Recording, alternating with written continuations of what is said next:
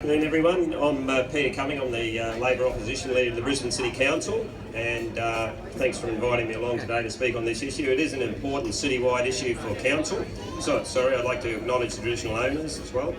And I'm also disappointed that your local councillor Ian McKenzie's not here today to explain his opinion on this issue, because it's his local area, he should be here.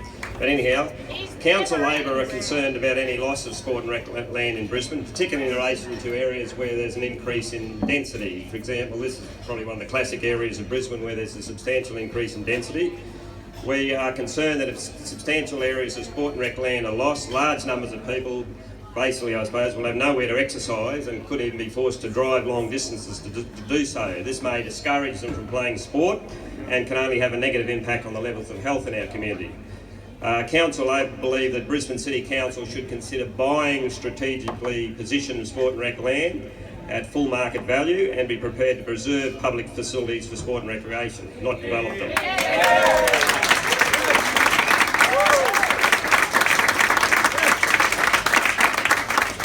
And the other thing is, facilities like bowling greens can be used for other activities as well. For example, half this area could be used, for example, like futsal. There's other bowls clubs around Brisbane that have small-sided soccer futsal on their facilities, and you've seen some other examples of uses outside as well.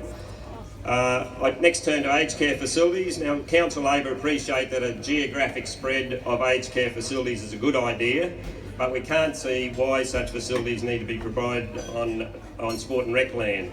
They can be built on other categories of land, and the developers need to be paying full value for the land and not perhaps getting it on the cheap from bowls clubs.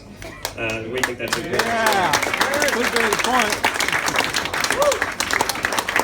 The aged care amendments, we voted against them in council, but you might understand that we're in a small numbers in Brisbane City Council, and the LNP used their massive majority to push the amendments through.